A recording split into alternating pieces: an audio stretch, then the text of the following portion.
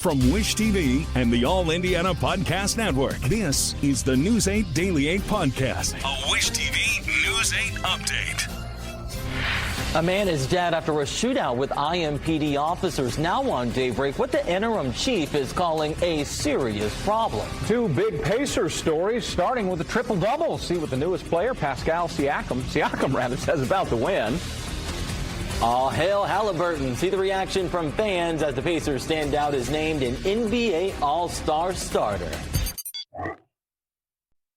Audible's romance collection has something to satisfy every side of you. When it comes to what kind of romance you're into, you don't have to choose just one. Fancy a dalliance with a duke, or maybe a steamy billionaire. You could find a book boyfriend in the city and another one tearing it up on the hockey field. And if nothing on this earth satisfies, you can always find love in another realm. Discover modern rom-coms from authors like Lily Chu and Ali Hazelwood, the latest romantasy series from Sarah J. Maas and Rebecca Yarros, plus Regency favorites like Bridgerton and Outlander. And of course, all the really steamy stuff. Your first great love story is free when you sign up for a free 30-day trial at audible.com/Wondery. That's audible.com/Wondery.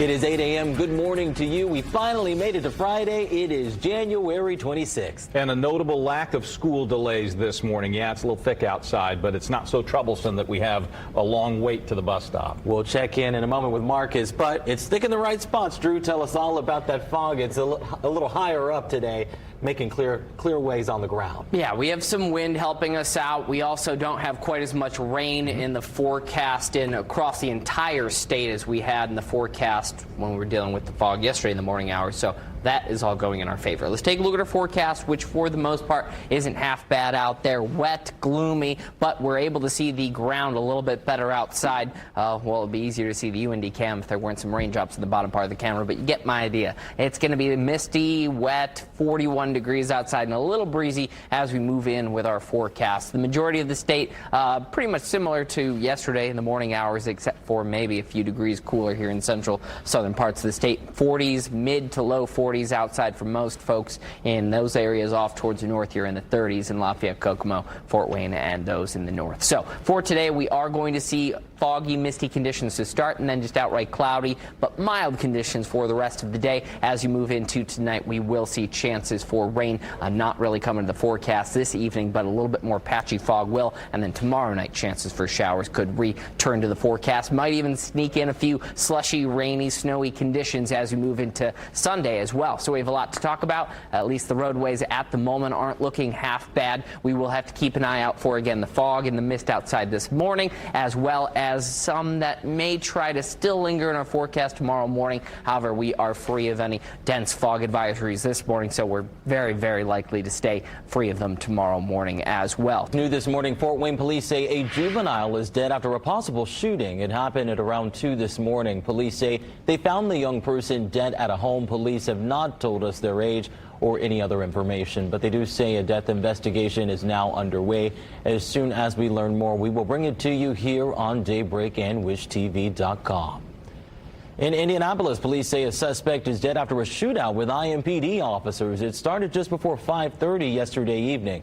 Police say the man was wanted for several gun-related felony crimes. Officers tell us they saw the suspect getting into a car with a woman on Brookside Parkway near Brookside Park. Police used a cruiser PA system and asked the man to get out, but officers say when he did, he had a gun and fired at the officers. Then they shot back and hit the man. Bullet holes were seen in one of the police cruisers on scene. Police say the man died at the hospital. The woman was not hurt. Acting Chief Chris Bailey says the city has a serious problem with guns. Well, you know, I'm not going to get into the politics of Second Amendment or anything like that, but we have a serious problem in urban and large communities where handguns are destroying lives.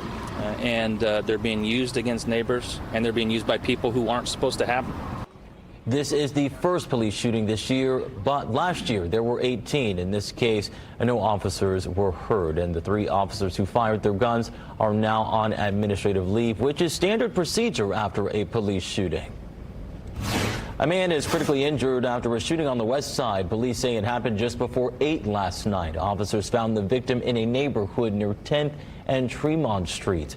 He's now recovering at the hospital. Police have not said if there is a suspect or what led up to the shooting. 5 minutes after 8 from I-Team 8, 4 people face federal fraud charges accused of inflating the number of students in online charter schools, costing taxpayers tens of millions of dollars through the Department of Education. The U.S. Attorney's Office says the fraud happened between 2016 and at least 2018.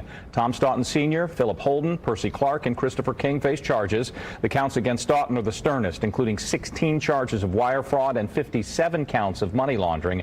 Clark and Holden are also charged with forms of wire fraud and money laundering. King has already pleaded guilty in the case. Before the arrest, the FBI says that it scoured thousands of documents, hundreds of bank accounts, and conducted many interviews. Many of which included interviews of fraudulently enrolled students or their parents, including in one particular instance, an interview of a student's parents who was enrolled after that student had already passed away. All 4 could face 10 to 20 years in federal prison for each charge. Your statewide news network covers Vanderburgh County, where a man is under arrest for the death of his baby son. Sheriff's deputies say Shane Hedrick called 911 late yesterday morning saying he had found his 6-month-old dead in his crib. Investigators say he later admitted he'd hit the boy earlier in the morning.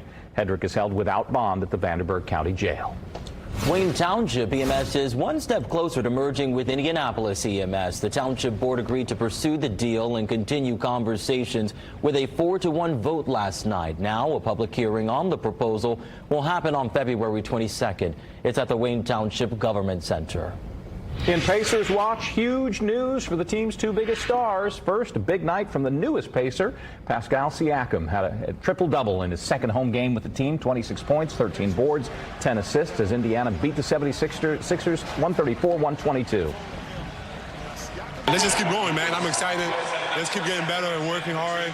I really love this team so far, everything, and I just want to continue to get better for everyone and continue to work so that, I think we have a potential to be great, so we got to continue to be accountable every single day. Other major story developed during last night's game. Listen.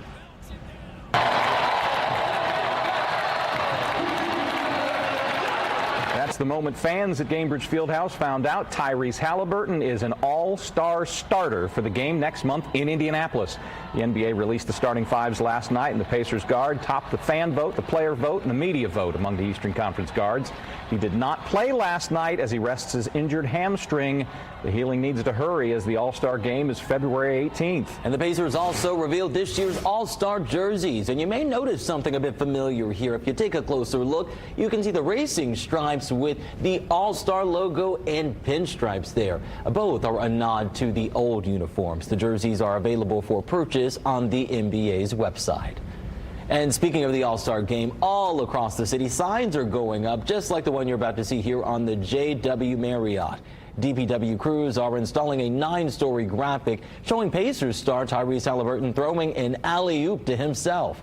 Crews started putting up the signs downtown yesterday. JW also has a giant QR code inside the ball. NBA officials say fans can scan that nightly to win exclusive prizes. The league will also post behind-the-scenes content of the NBA showcase starting February 8th.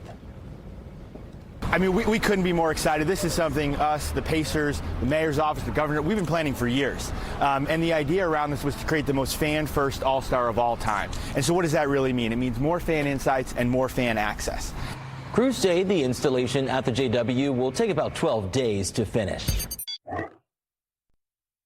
This is the News 8 Daily 8 podcast, a Wish TV News 8 update on demand. For even more, on demand and on the go. Connect with Wish TV on Facebook at wishtv.com and on the free Wish TV mobile app. Thank you for listening. And be sure to like, subscribe, and follow this podcast for updates every weekday morning on the All Indiana Podcast Network and wherever you get your podcast.